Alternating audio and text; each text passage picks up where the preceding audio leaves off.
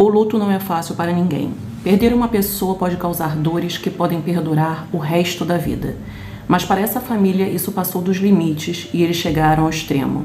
Em setembro de 2018, os irmãos Takahiro e Yoshika Yasutake entraram em uma farmácia para comprar um frasco de álcool.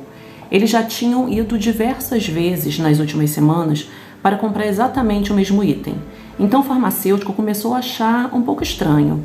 Ele viu o nome Rina escrito em uma pasta rosa que os irmãos estavam carregando e perguntou: "O álcool é para essa Rina?" Eles disseram que sim com a cabeça, pois como eram muito reservados, eles não falavam com ninguém que não fosse da família. Assim que os irmãos saíram, o farmacêutico ligou para a polícia, pedindo que eles investigassem a casa dos Yasutake, pois os dois irmãos exalavam um forte cheiro de defunto. Esse é o mistério da família Yasutake, que preservou o corpo mumificado de Rina, pensando que ela ainda estava viva.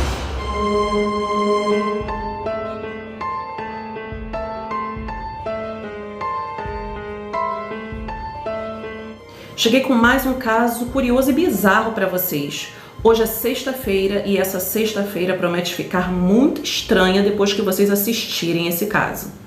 Hoje conheceremos o estranho caso da família Yasutake, um caso que vai chocar até os que estão acostumados com as mais intensas histórias de true crimes. Quem já perdeu alguém muito querido sabe a dor que isso pode causar, não é mesmo? Mas algumas vezes essa dor pode fazer com que alguém haja de uma forma não convencional.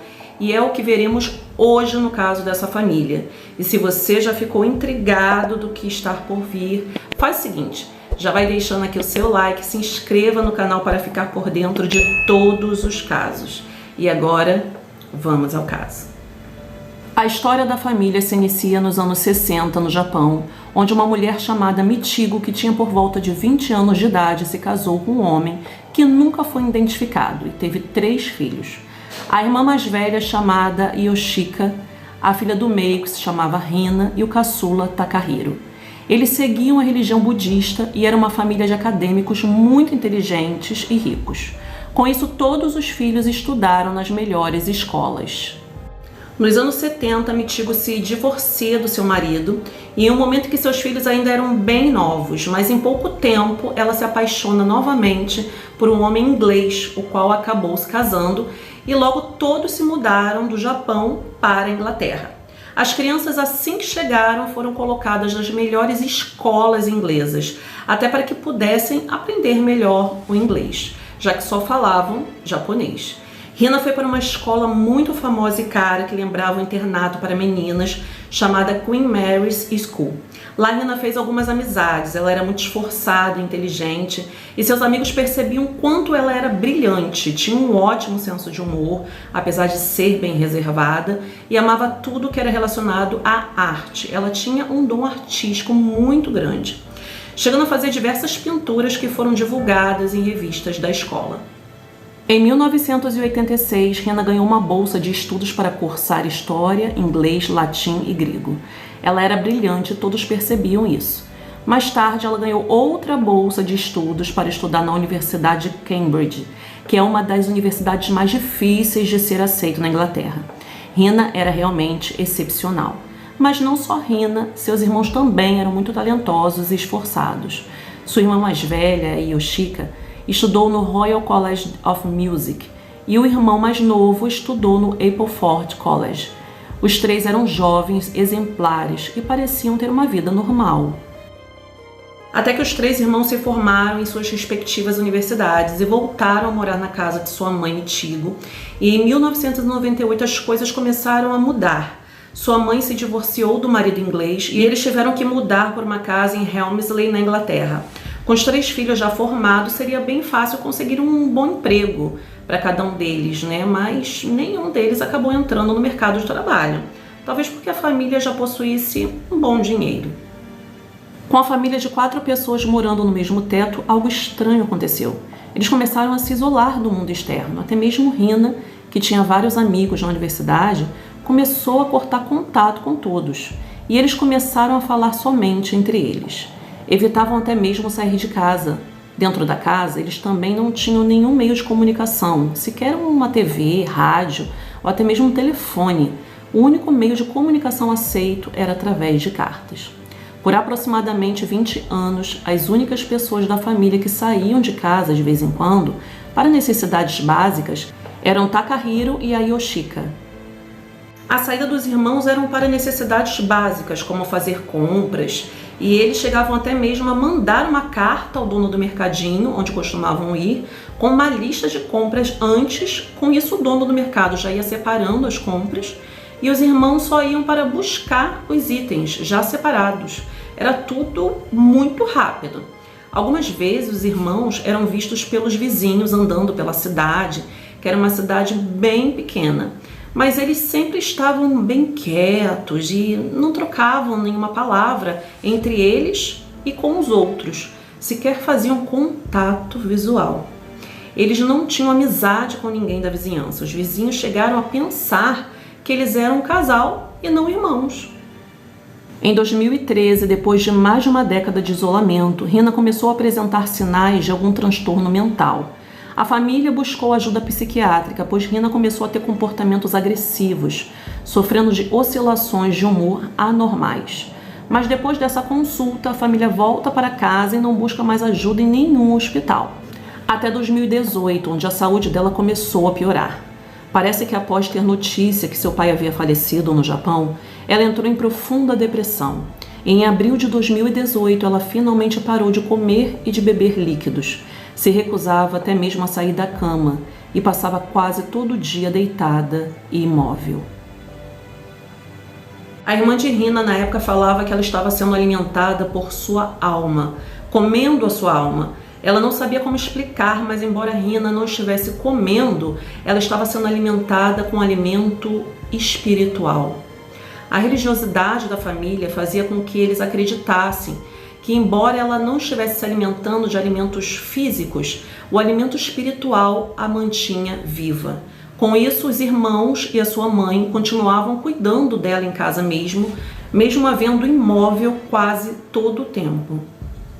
Os irmãos começaram a fazer as idas rotineiras até a farmácia para comprar substâncias de limpeza cirúrgica, como o álcool que compravam constantemente. Essas substâncias serviam para limpar Rina, que já se recusava a sair da cama para qualquer coisa. Com isso, o farmacêutico começou a desconfiar dos irmãos, porque eles já estavam comprando as mesmas coisas em quantidades que não eram comuns comprar. Sem falar no cheiro que os dois apresentavam, um cheiro característico de um cadáver. Foi então que ele decidiu chamar a polícia. O farmacêutico não era o único a perceber que algo não estava certo naquela casa.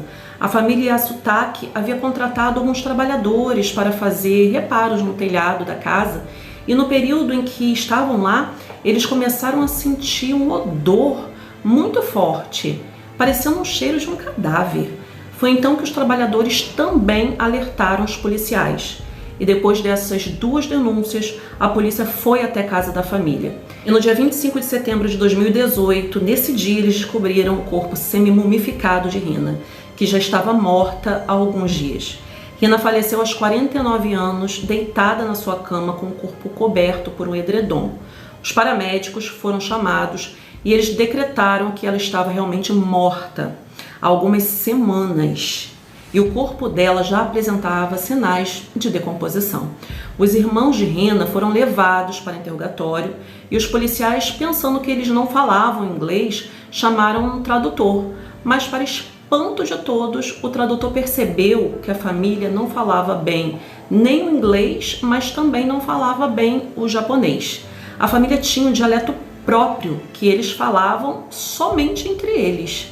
Eles ficaram tanto tempo isolados que desenvolveram uma linguagem própria que eles usavam só entre eles. Apesar da dificuldade em entender os familiares, algo impressionou os investigadores, que mesmo diante de um corpo entrando em decomposição, imóvel e cheirando mal, a família acreditava que Rina estava viva, mesmo após os policiais e legistas alegarem que ela estava morta. A família tinha convicção que a moça estava viva. Durante todo o tempo eles colocavam alimentos para ela, a higienizavam como se ela estivesse viva. Sua irmã alegava que ela ainda respirava e seu corpo estava quente. e ela podia sentir o pulso da irmã. Mas a realidade é que Rina já estava morta há semanas. O seu corpo foi encontrado parcialmente embalsamado, que é uma técnica de preservação de cadáveres para prevenir a putrefação. Essa técnica de embalsamamento pode ser feita com álcool, que era exatamente o que os irmãos estavam fazendo, comprando diariamente, e não se sabe exatamente quais procedimentos foram feitos dentro da casa, pois para realizar esse processo é necessário drenar o sangue do morto e injetar álcool dentro do corpo. Não temos certeza se isso aconteceu, mas o que sabemos é que algumas partes do corpo dela estavam em algum estágio já de mumificação.